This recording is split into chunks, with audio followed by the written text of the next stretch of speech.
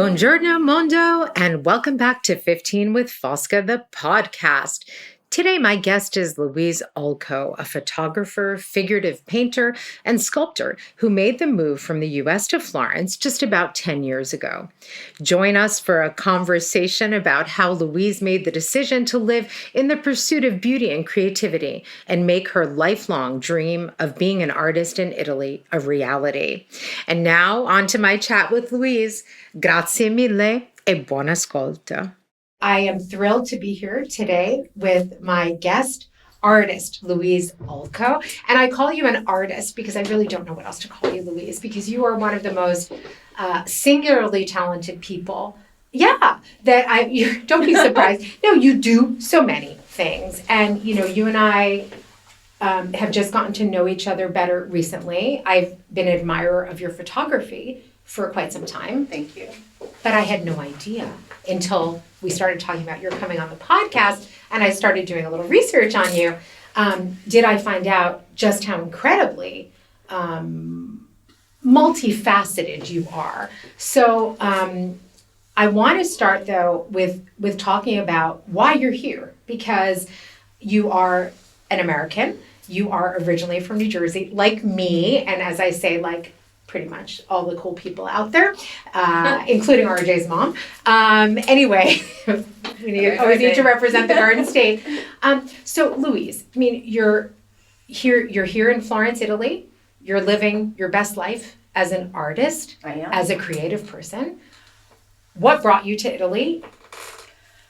I had started coming to Italy back in the 90s. I had already started to draw and paint. And I was traveling with a group of women, 3 or 4 other women, and we would come and we would spend a few weeks here and just travel around and see the beauty of Italy, experience the different cultures and the small cities. I fell in love with the hill towns and the people in them. Obviously, you know, all the little delicacies and the pride that the people have in their hill towns and in their cultures.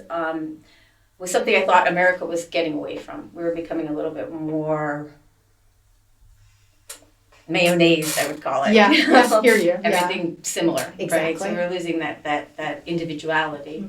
Mm-hmm. So on life as it deals its blows sometimes. Yeah. I had been married and my husband passed away unexpectedly, and he had given me the chance to leave my business career and study art and do the things I'd always wanted to do. Right. And art was definitely one of those. Yeah. So when I got my feet on the ground about a year later, I started going to art school full time. I had been doing part-time classes.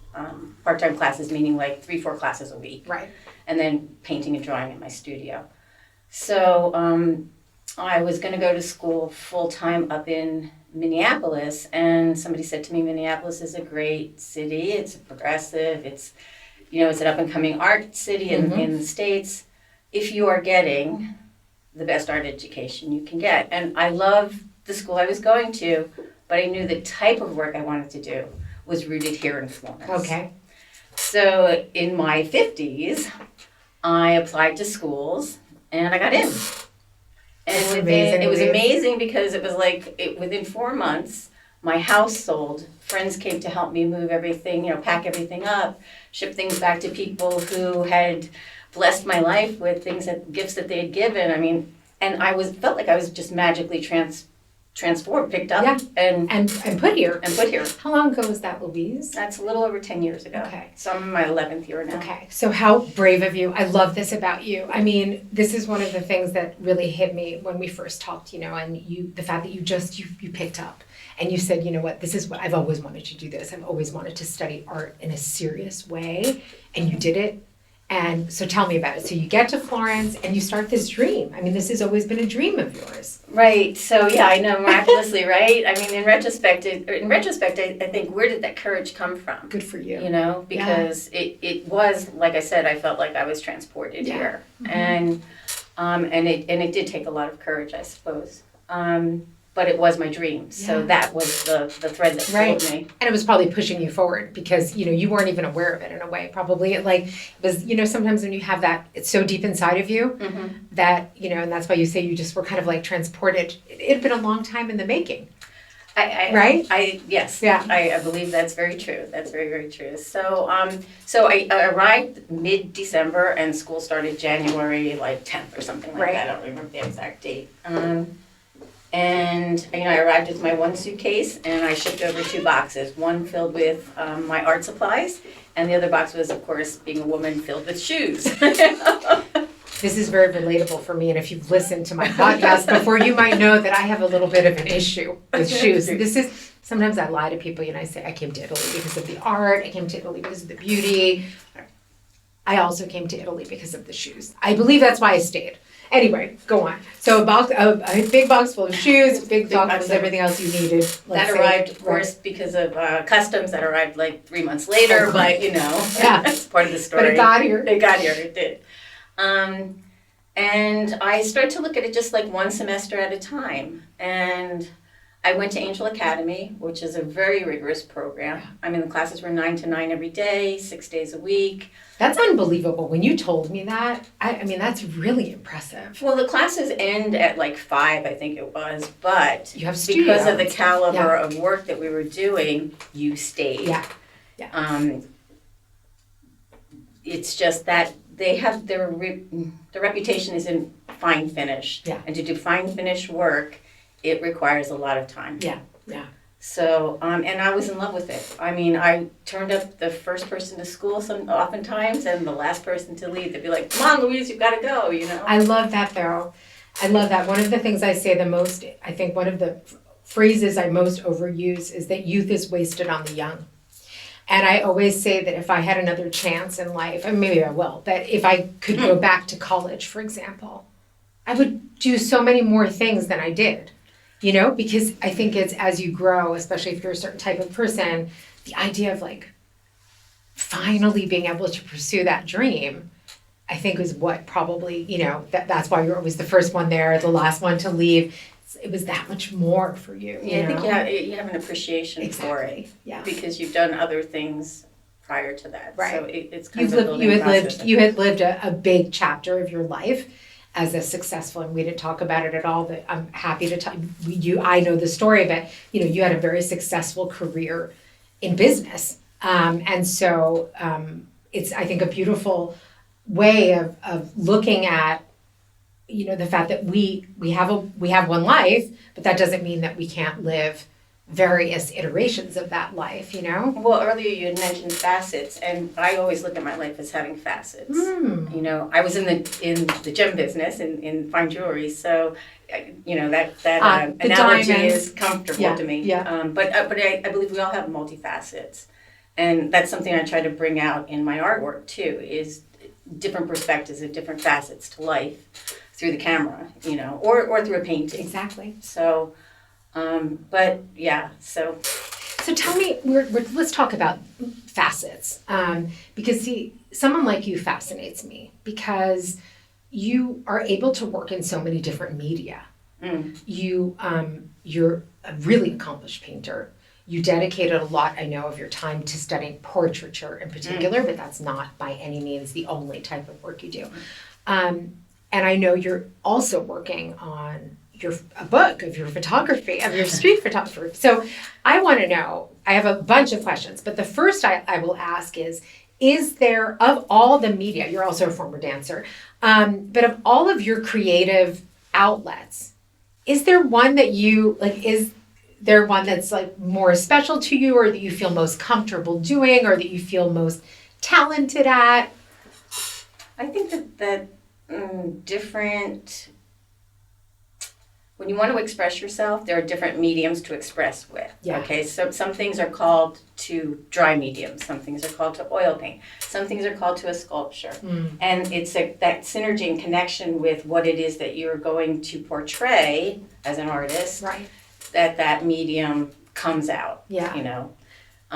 So for me, I've got to work in the studio. I've got to keep something on my easel as far as a drawing or a painting goes. And I need my photography to get me out of the studio, to connect with people. Okay. But I think dance was my favorite. Yeah. I mean, I started to dance when I was 5 and danced all the way until I was 40. Wow. Shouldn't probably, my body's kind of paying for that now. But anyway, I played piano too. I forgot about that. I didn't know that. You didn't tell me that during our last conversation. I played for 12 years. I played for a long time too. Yeah. You forget, you lose it You if you don't right? keep it up. Yeah. It's very depressing. I know. Really? I know, like Yeah. anything. Yeah. Like anything, right. You need to train. I think that's something, the reason why I found your story so appealing, and then I want to go back to photography in particular. I want to talk about the book because also I like the fact that you say that, photography is what gets you out and connecting with people. Mm-hmm. Whereas maybe your painting or sketching is a more solitary endeavor. I don't know. It is, and I love it. It's quiet time. Exactly. So it's sort of like the difference between me doing a podcast and writing in the solitude of my home, right? So it's like two different ways that your creativity, comes out. Well, I view life, when I was, I think, 16 or 17, I read Zen and the Art of Motorcycle Maintenance. It's funny you should mention that book, but I'm not surprised that you did. Okay, so and that book actually transformed the way I looked at life. Yeah. It really did. It had a lasting imprint It's an to look at important book. life as an art. Yeah. And it's, so you ask why I work in so many mediums. It's because I may be gardening, Yeah. That's an art. Everything is an art. Well, if you look at, It's an expression. You know what, Louise? We're creative beings. Exactly. Thank you for that. Because I think that is the best way of looking at it. In other words, if you are a creative person, there's creativity in everything you do.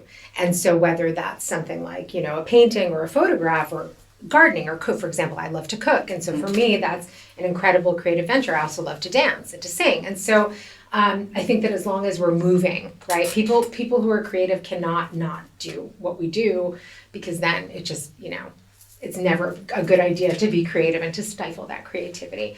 I'm really intrigued by your photography book, and this was one of the first things that you and I talked about when we sat down, and you mentioned that you were writing a book, and I was very curious about it. I would like to talk about street photography, is something I'm incredibly interested in as well. We were talking a little before we officially started recording.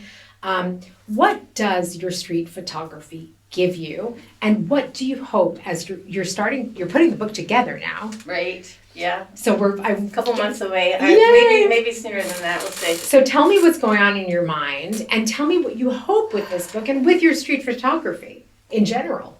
Right. Well, first off, I think there's a void for street photography in Florence. Okay, so there really aren't any street photographers here that have left behind any meaningful legacies. I'm doing I'm going to start doing lectures at Palazzo Tornabuoni in conjunction with Photo Loki. Oh, wonderful. So we're doing a collaboration on my first lecture there on street. It's more or less humanism. Wonderful. And that's what I look for in my street photography, the expression of people in everyday situations, their stories, something that's got a little twist to it, something that's open-ended, that people can, step into a space and they can, it can give something to them. They can finish the story, they can have a sense of dreaming about being in that space. It's something that's transformational, actually. I love that. I'm wondering, I know this has not been an easy process for you. I'm very candid. No, because we've talked about this, and I think it's been really nice for me to talk to you through this process, because we're both working on books, and it's always nice to have conversations with others who are going through similar things, because they really do become our babies. And in a situation like yours, I can't imagine if I had to cut out a chapter of my book. Maybe I will. But in other words, leaving out a piece for you, or choosing to put a certain photograph in. Mm-hmm. So my collection's pretty big. My collection's big. Okay, so tell me now, how are you doing this?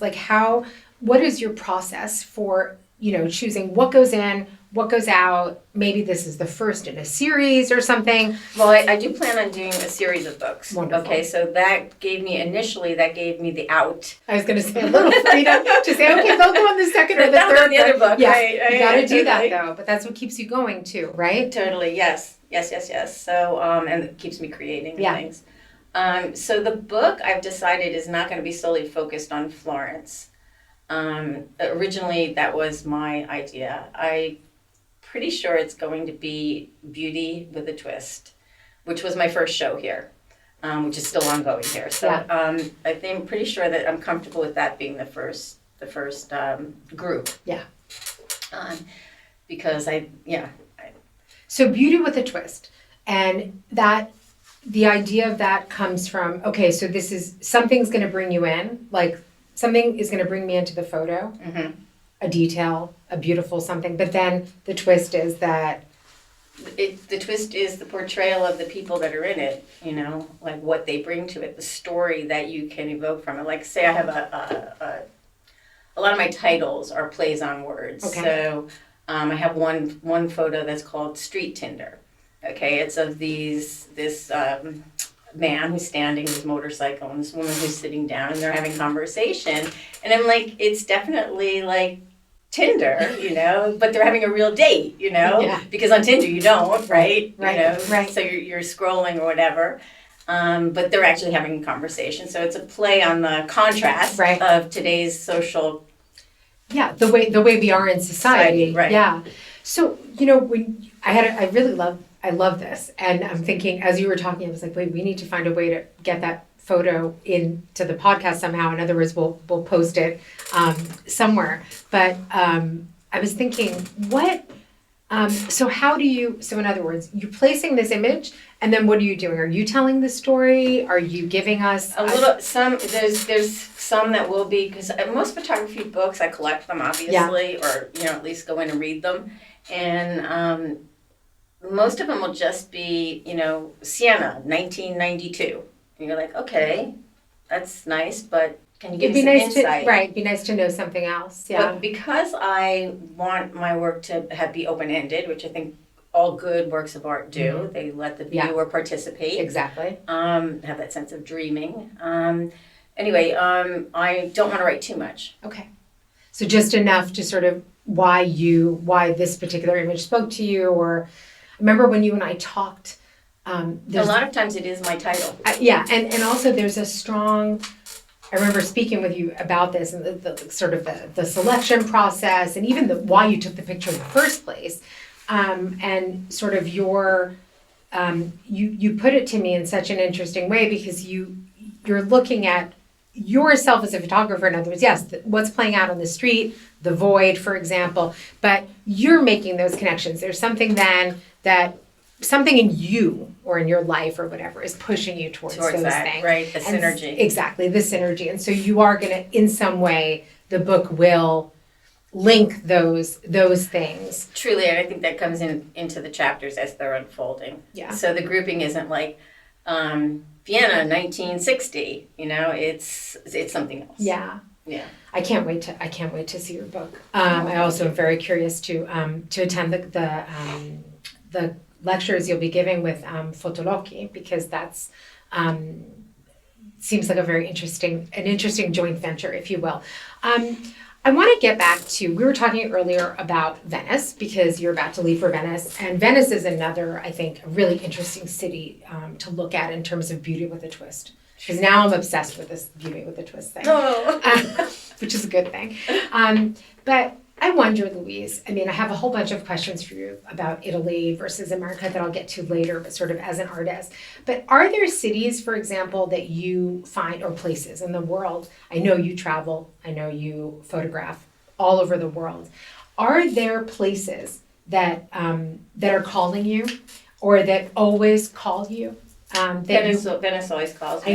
I knew it was Venice. I knew it was La Serenissima. I could tell by the way your face lit up when you were telling me you're going. Yeah, it's an open stage. It's an international open stage. Yeah.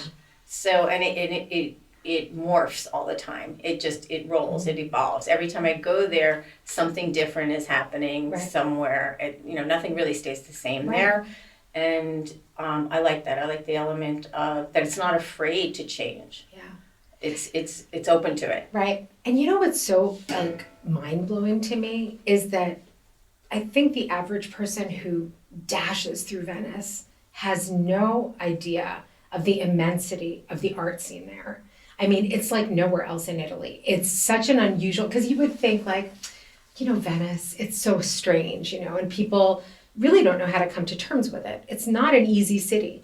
And I think post-pandemic, in this moment of Instagram, a city like Venice kind of gets shafted, if you will, because it's only represented in one way or two ways or whatever. And so, which is so that blows my mind. It blows my mind think because, that way but yet, about it. But if you, for example, I go to Venice and I'm like, God, everything is so much more interesting than in Florence here. Like, you've got real artists, you've got real artisans. I'm not saying that we don't have that in Florence, but we really have been pushing it to the side.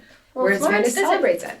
Well, Florence doesn't have, I can't find a studio here. Well, this is what I was going to ask you next. And most people can't find a studio here. So what happens here is, okay, so I went through the atelier system here. Yeah. Mm-hmm. And I opted to do the atelier system versus going back to university because I couldn't find in university any place that had classical right. training. So I ended up in the atelier system, started in America, up in Minneapolis at the Atelier Studio Program of Fine Arts, which was Richard Black's studio. Uh-huh. And then spent 2 years there and then came here and spent 7 years in school here. Yeah, it's a long time, Louise. Well, that type of work takes, it used to be like 10,000 hours. It used to be like, the apprentices that worked with the masters, like they worked for 7-10 years before they started producing their own work. Well, so there you go, right? I do know how to paint now, I can say that. Yeah. What was I going to say with that? Venice, the ateliers. Venice, right. So Florence doesn't have areas for us to find studios. I would die to have a studio right now. Yeah, I know. And anyone I talk to who is in the arts here that has stayed, because the atelier system creates a revolving door. Mm-hmm. Okay, as do the university students here, right? Yeah, I mean, it's absolutely. Florence is a big university city, so people come and they go. It's a revolving door. Yeah. And so we don't have permanency associated with Florence. Yeah. Where Venice has long-term programs that people go to. It has the Biennale. It has the Biennale, and I think that's the obvious game changer. But I also think it's people go there from like November till they start, I forget what month. Yeah, but a lot of people live like a big chunk. A lot of creatives live a big chunk of the year, of their time there. And Venice is just like fascinating. And I think like from the point of view of an artist, it's always evolving. So as you were saying, but even just like geographically, the fact that it's sinking, the fact that the light that you see in Venice is like nothing you've ever seen in your life, and the street scenes. I mean, I can only imagine how exciting your Venice photography must be. So do you feel more at home as an artist in Venice than in Florence? Do you feel like you're more seen, more understood? Well, I have to say, in comparison to America, I felt more seen when I landed in Florence than in America, for sure. Yeah. You tell people you're an artist here, they kiss the ground. And I don't mean that as from an ego standpoint, but people respect it so much because the whole culture revolves around beauty with a twist. Truly. At least we have a podcast title, Louise. One less thing I have to work at. We definitely have a podcast title. But when you get to Venice, it's just a creative, open air energy there. I mean, I go to Venice for the edge. Yeah, I agree. And there's the edge. They're trying to make an edge here through the types in Florence, through the types of exhibitions that are coming now. We're getting a lot of pretty contemporary, edgy people. Mm-hmm. But and I see people from the fringe in Venice turning up on the streets here when we've got some edgy, we have some edgy exhibitions. Okay. It's obviously in the dress and things like that, and just, but there I go to Venice for the edge. I want to know what the edge is. Yeah. And that's when I go to America, I go to New York, I want to see the edge, or I go to LA, I want to see the edge. Okay. It tells me what people are thinking. It tells me where society is headed. Exactly. And the arts have always done that. Exactly. And I think Venice is really it's such an exciting place to be if you're creative. I mean, it's just inspiring to walk around. If you can get past, the crowds and whatever, but we were talking about it earlier, you can. Winter is the ideal time. You can do it if you, stay in less, frequented neighborhoods, etc. You said something that I really want to go back to, because I asked you if you feel seen as an artist here or more in Venice, and then you said certainly more than when I was in America. Now that you've been living in Italy, for 10 years, working as an artist here for 10 years, what is the thing that I would say, what you miss the most about the States in terms of being an artist, and what do you sort of love the most about Italy, being an artist? Or the way Italians respond to you, for example, what you said earlier. That's fascinating to me, because in America, I think a lot of the times, like, at least for me, not now, but like maybe when I was growing up, if I had said to people, "Oh, you're not an artist, or writer, or singer, or whatever," good luck, girl. They're like, good when luck are you going to get a job? Yeah, like what are you going to do when you grow up? Right. Okay. And that's what I heard when I was leaving. They're like, really, people are like, really, what are you going to do with that? Did people think you were crazy? Yeah, some people did, definitely. Good. Yeah. Good. Take that. You do with a twist. You live your life. I'm living mine. I'm living my best life. Yeah. Well, at that point, I was hoping I was going to be living my best life, but I certainly was headed in that direction, right? Here, people definitely accept your art, and I get compliments. Like, I've got two exhibitions now that are ongoing in the city, which actually, like, that was hard to get. I was curious as about a foreigner. It's really hard to get. How did you do that? Was your training here helpful at all, or did that not even matter? Both are friends. Both are people that I knew, that I visited their establishments. Yeah. And it was like, to me, it was a stroke of luck to be asked to put my work in their places. And I definitely, honored that request. Yeah. Because it's hard as a foreigner to find space. I think it's hard also as an Italian. Florence is not an easy city to be an artist in, and I think visual artists who are friends of mine have always told me this.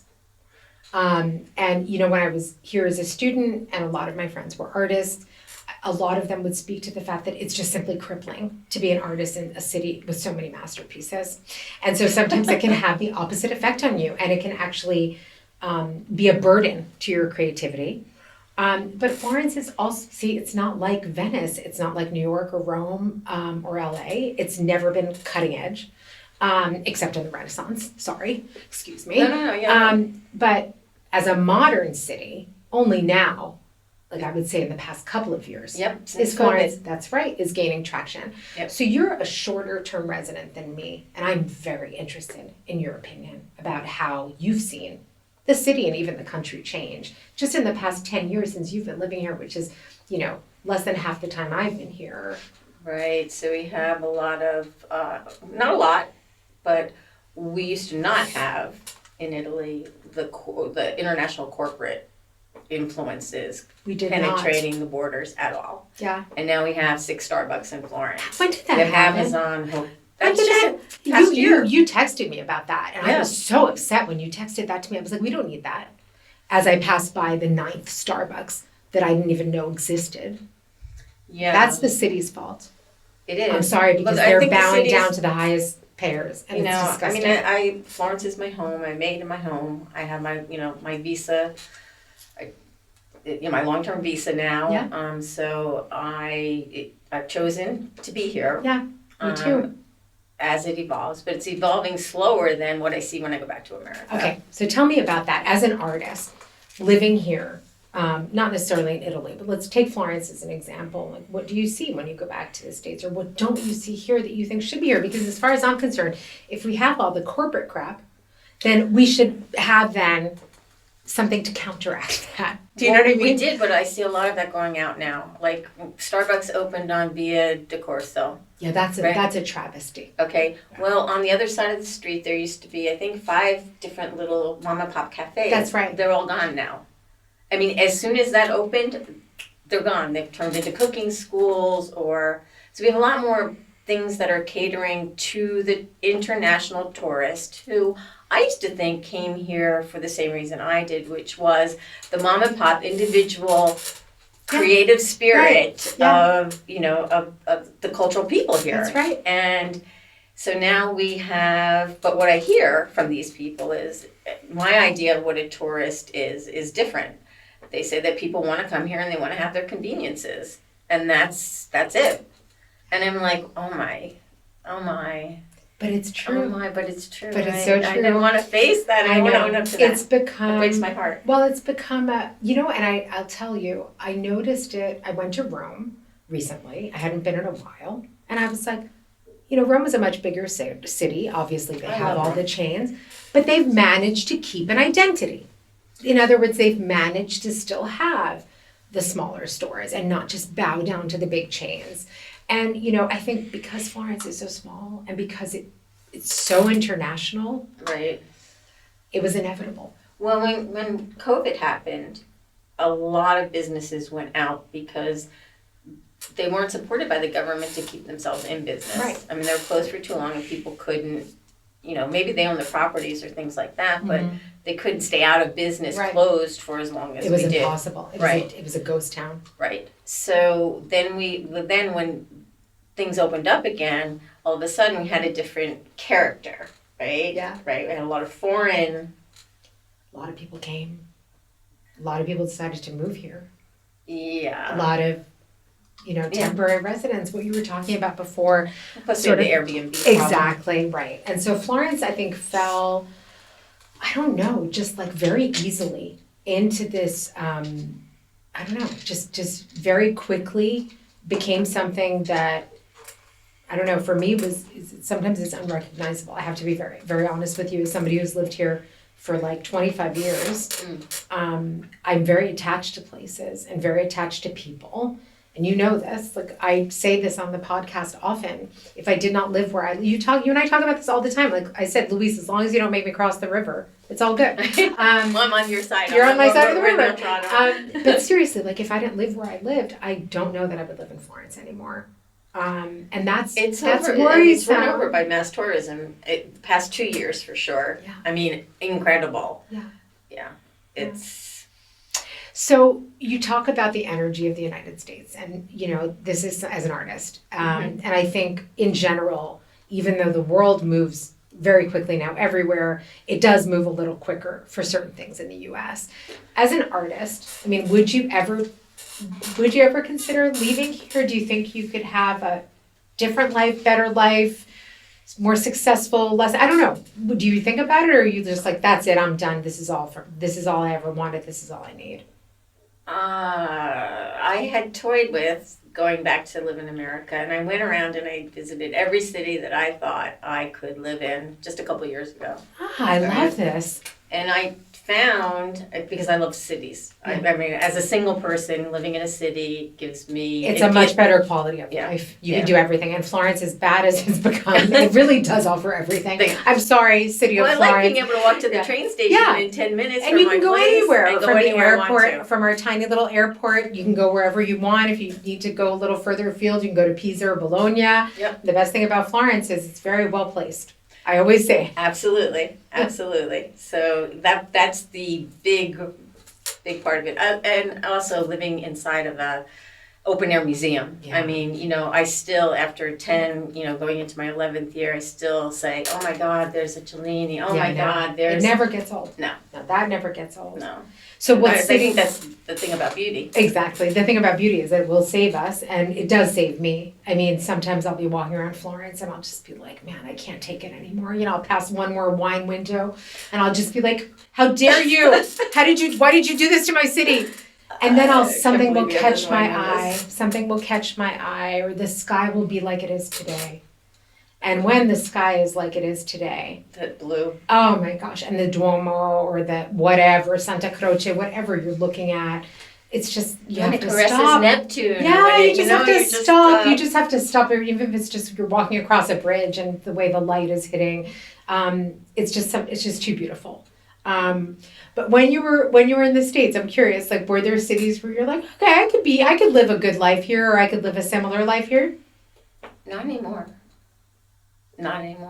I mean, I've lived in Chicago, I've lived in New York, I've lived in Philadelphia, I've lived in Miami, New Orleans, I've lived in... You've lived in a lot of places. I've lived in a lot of places, right? So I was going back for those cultural vibes and stuff, but the cities have changed.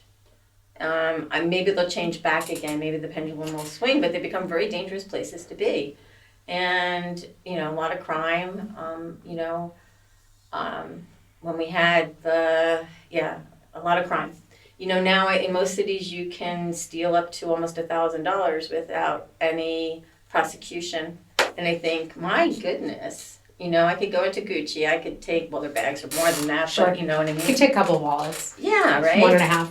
And walk out. And how does that keep mom and pops in business? Doesn't. It doesn't. I don't think it does, yeah. No. And I think for someone like an artist, I need to have, you need to have...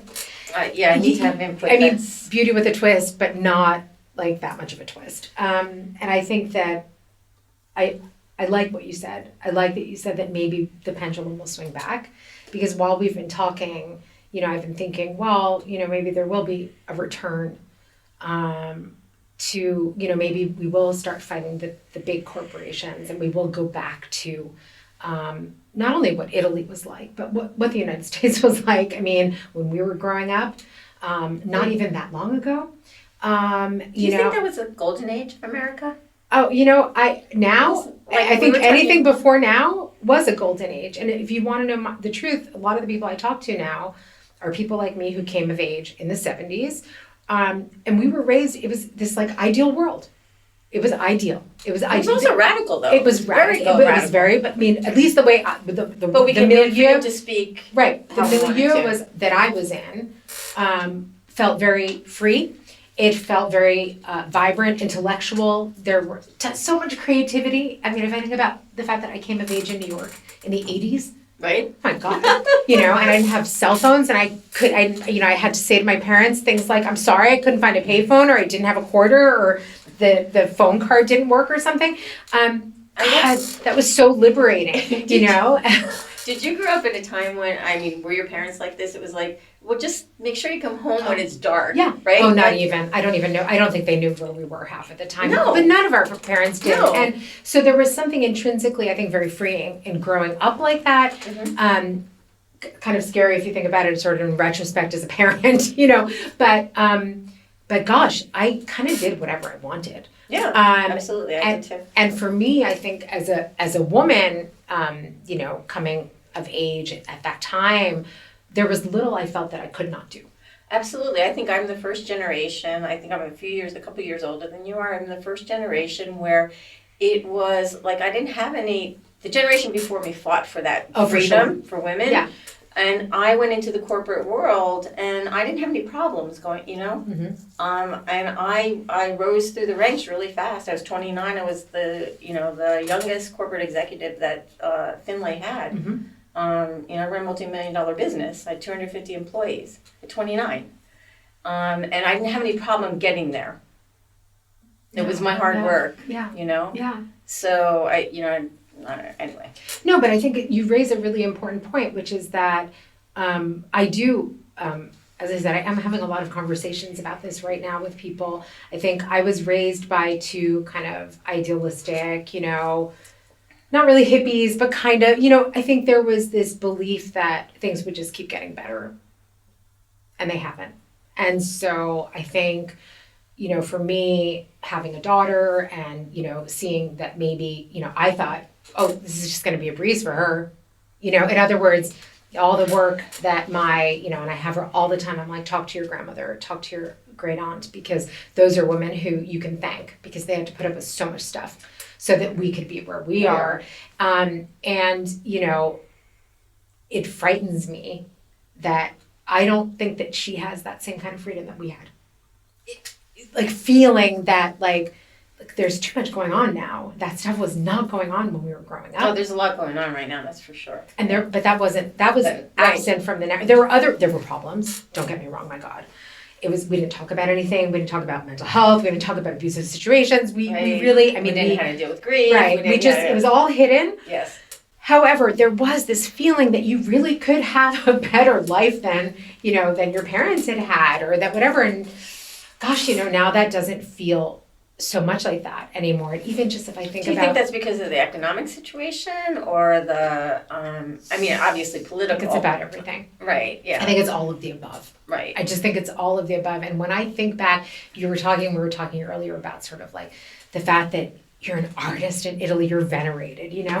And I'm thinking about, you know, when I was growing up and coming of age in the New York City area in the 80s, I mean, we're talking about Keith Haring, Andy Warhol, like art was just everywhere. It was unbelievable. New York is still like that, a little less so. But even think about, for example, my family would spend summers on Cape Cod.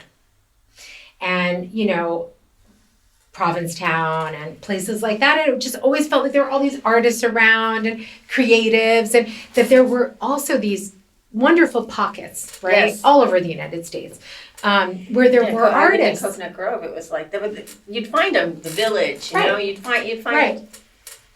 Do you think art's not prioritized anymore? I think, again, we're going to go back to corporate stuff, but I think the people who are venerated in this, I don't want to limit it to the States, but it's, you know, you come up through the ranks through university, you make it Right. there, and then you have a career. It's an automatic doorway. So it's a little bit harder for people who are, who don't have those opportunities. I mean, education is so expensive in the States. Mm-hmm. You know, I mean, you know, $40,000, $45,000 a year for. It's so more much now. More. Is it more? Oh my gosh. What it's, you know, that was when I first moved here. That's what I was looking at. Which, you know, yeah, No. 60 a year. Depends on more, much more, What much do you more. mean? RJ, chime in. It's very expensive. Tuition plus room and board for a year, depending on where you go to school, it's going to be could be about 100,000 right now. Yeah, Really? It definitely depends on the school. Depends on it's the like school. paying. Some of the, like, I know, like, what was the school? The school this year just hit $100,000. I feel like that's NYU or somewhere like that. It might have been NYU or USC. Maybe USC. Or Because like SMU. I remember that NYU, certain schools were USC, I even can more see that. expensive than Stanford. Okay. So what we're I talking can't really see it. I can't justify it. Well, the good thing is that there's a lot of aid. And so, for example, for most schools, not most, but a lot of these schools, if your family income is less than a threshold, which in my opinion is like very high, because I look at it as an Italian, you basically get a free ride. So if you get in, they figure it out. But the cost of an education is alarming. And so something I had already noticed that you'll find probably interesting is when I was working at Stanford, I saw a total shift. When I had first started Stanford, the students were a very interesting mix of majors. There were still people studying the humanities, social science, a lot of econ majors, poli-sci, international relations. And then all of a sudden it was like, you know, when the Silicon Valley just like boom exploded and all the tech bros and stuff, everyone changed. You know, everyone became a computer science major, engineering major, because, you know, especially because of a place like Stanford. And so what I saw though was, you know, these incredibly talented kids, and oftentimes they were in Italy because they loved beauty, and they were trying to, you know, reconcile the fact that they were, you know, engineers or fast track, you know, code or whatever's, going to work at Google next week, but they were artists or they were painters. I don't know if you know, but Instagram, the idea for Instagram was born here in Florence from a former student of mine. Yeah. Really? He took his first photography class here. Huh. Now that's something you should think about. Yeah. So the founder of Instagram was a student here. He was a study abroad student, a Stanford student, and we were offering photography at the time. We used to offer studio art at least, you know, one class a quarter for this very reason. Also because these kids, it's hard to get into studio art classes on campus, blah, blah, blah. And everyone wants to be creative when they're in Florence, right? So I think he had never picked up a camera. I took this photography class for the first time, was using a vintage analog camera. Cool. And said, that's it. And ended up founding Instagram sort of upon graduation. So, but all this to say that I think it's very hard for people like, for example, RJ's generation to, you know, RJ's a comedian, he's an artist, and it's hard for kids, I think, to go to their parents in today's world, which is so corporate and so money driven, and say like, you know what, mom and dad, I want to be a stand-up comedian, or I want to be a photographer or a painter or a singer or a writer. And I mean, not that those were ever easy decisions, but today's world seems a little more hostile to artists. Like, you know, you need to, like, even artists have to be good at self-promotion. Right. You and can't, that's not generally that the two don't go hand in hand. You know, that I do know. Yeah. it's very hard, Yes. Louise. So how do you also deal with that? Actually, I was thinking about, instead of coming to school here, I was going to branch off because I have the business background and help those artists. Oh, that's an interesting idea. Because so I ran this business with, all these employees, and my strength was in advertising, merchandising, and the art side of it. Yeah. Versus the op side of it, which I did start in the op side, and then I gravitated towards the creative side Obviously. of it. So I have that understanding of how to put it out there. Although social media is a whole nother. It's huge. It's like a jungle out there. You have to know how to sell yourself and your products. Right. Your art. Your art, right. And it can easily get lost in social media because it's so vast. Mm-hmm. So I'm actually trying to learn how to do that through some of my younger friends who understand how to navigate through gaining the likes and the followers and things that you need to do for it to be effective today, because it's gotten so big. It's impossible. There's so much. There's just so much. And it changes. So my rapidly. friends who are successful at it, just tell me it changes almost daily how you navigate it. And it's like, it blows my mind. No, it has to be like a full-time job. In other words, if you're an artist and you want to promote your work, if you're a writer, you want to promote your work, you need to be on there hustling 24/7. And for me, that's antithetical to being creative. But but that's just me. Well, now, like as a photographer, most people think because they're used to using this iPhone, right? And I'm not, right? Right. So is that It's instant. It's Instagram. It's instant. Right. It is not instant No, to be not a professional photographer. I have to spend so much time processing my images, whether it's cleaning up the streets on Photoshop, right, so that the image looks better, but just in processing of it, take everything off my disk, put it into my computer, and then go through all the images. And then I've got to promote myself. So maybe I spend 2 hours out on the streets or a half day or whatever.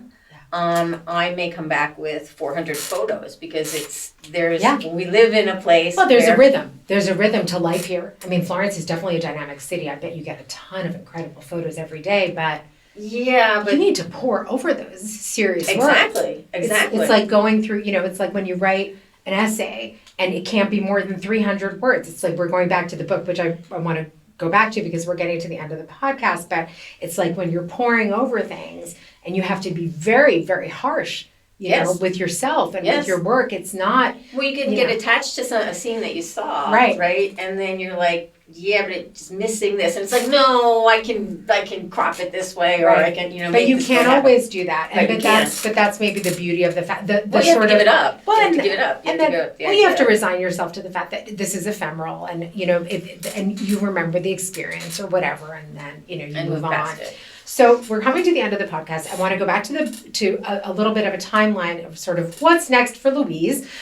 You mentioned very casually you have the talks coming up. You have an exhibit coming up. You have a couple of permanent exhibitions going on. So tell me about those and tell our listeners about those. And then I want to know what's next for Louise in addition to the book, and more or less, do we have a timeline for that as well? Sorry, all the good questions at the end. I don't project that far out because I think that kind of kills the creative aspect of it. So, I've evolved to operating that way. Okay. I am working on my next collection, which I'll probably introduce at Retrouvé. Oh, wonderful. Right. So I did a small spring collection, but it kind of didn't gel all the way. So I think I have something along the line of, I don't know. I don't want to call it yet because I don't want to lock myself into it, but that should be coming out, I would say, summertime sometime. Perfect. Right. Okay. Which would probably tie into my next book.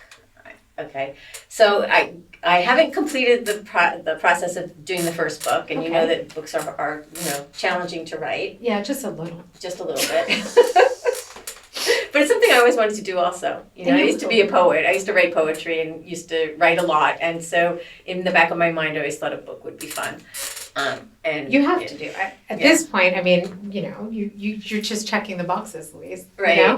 Yeah. Just keep it going, So I, in the back of my mind, I've got this idea for a new show or new group of work to come out.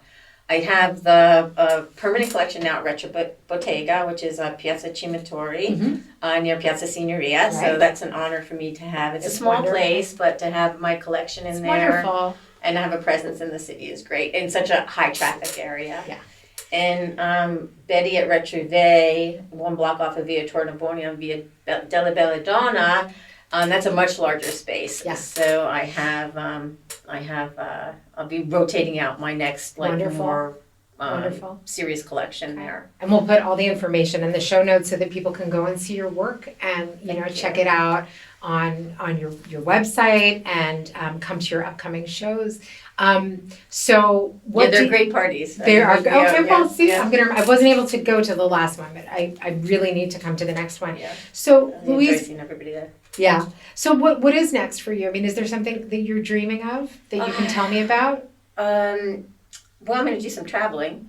I have tentatively, I should be going to Africa if political situation is right. South Africa, Wonderful. right? There's, Mhm. I have plans to go there in December. Okay. I'm also heading into the Middle East a little bit in November. Wonderful. I'm intrigued. I was really intrigued by India. I saw your India photos. They're phenomenal. Phenomenal. India was amazing. So I want to continue to visit also ancient sites. Good for you. Yeah. Good. Yeah. So I want to go back to Japan maybe next spring. I wanted to go now, but with the book I couldn't do it. No, you need to these get. other I think commitments. you definitely need to get the book. Yeah. And then you think about the next one, and you're traveling, and you're doing all your things.